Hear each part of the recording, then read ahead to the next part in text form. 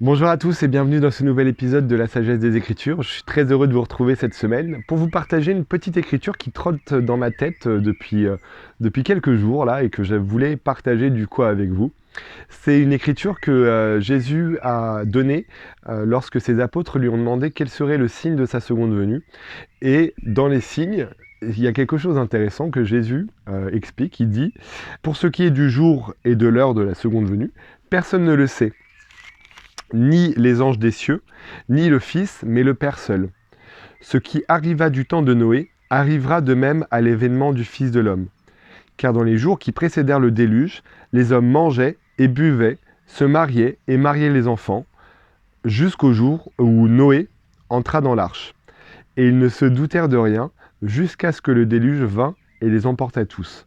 Il en sera de même à l'avènement du Fils de l'homme. Et c'est intéressant la comparaison que Jésus a fait entre l'époque de Moïse et notre époque. Si on veut lire le récit complet du déluge, c'est dans Genèse 7. Et en fait, effectivement, les gens, ils faisaient leur vie normale. Noé les avait mis en garde contre le fait qu'il allait avoir un déluge. Il leur avait expliqué qu'il fallait se repentir. Les gens n'avaient pas écouté. Ils ne s'étaient pas rapprochés de Dieu. Et donc, Noé avait expliqué que voilà, maintenant, vu que les gens ne s'étaient pas repentis, il y allait avoir un déluge, il y allait avoir des catastrophes, et que s'ils voulaient être sauvés, la dernière chose à faire, c'était de rentrer dans l'arche qu'il était en train de construire. Et les gens l'ont traité de fou, et se sont un peu moqués de lui en disant c'est n'importe quoi, il est en train de construire un bateau, la mer est à des centaines de kilomètres, il va jamais pleuvoir jusqu'à ce que l'eau soit au-dessus des montagnes, donc ce monsieur est en train de délirer.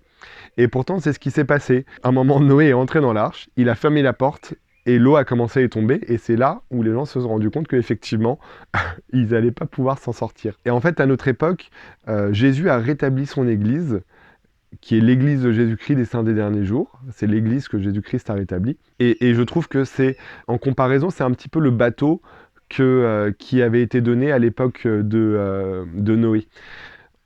On a le bateau qui est là, qui est présent aujourd'hui. Et en fait, Dieu nous invite à rentrer dans ce bateau pour nous préparer aux événements qui vont venir.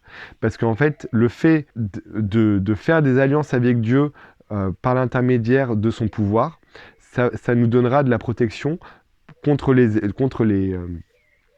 futurs événements qui se préparent. Et j'aime bien cette invitation à la préparation. À notre époque, on a plein de débats sur des sujets divers et variés, et pourtant, des fois, on a tendance à oublier l'essentiel, et ce qui est notre relation avec Dieu. Où est-ce qu'on en est dans notre relation avec Dieu actuellement? Et finalement, c'est ça le plus important, de voir où est-ce qu'on en est. Parce que quand Jésus-Christ va revenir, il n'y aura pas de grand signe où, en fait, avec un spot où ça dira Jésus revient demain. Ce sera une journée normale, une journée comme tous les jours, et bam, ça arrivera d'un coup. Et il faut qu'on soit prêt pour cette journée-là. Et donc c'est ce que je nous invite à faire, c'est d'évaluer notre état de préparation. Comment en fait on passe nos journées? Est-ce qu'on se prépare à rencontrer Dieu à nouveau, ou est-ce qu'en fait on continue dans notre petite routine à manger, à discuter, à philosopher et à vivre notre vie, mais voilà, sans prendre conscience de l'importance du temps qui nous est donné sur cette terre. Voilà, n'hésitez pas à partager dans les commentaires vos sentiments par rapport à ce sujet-là.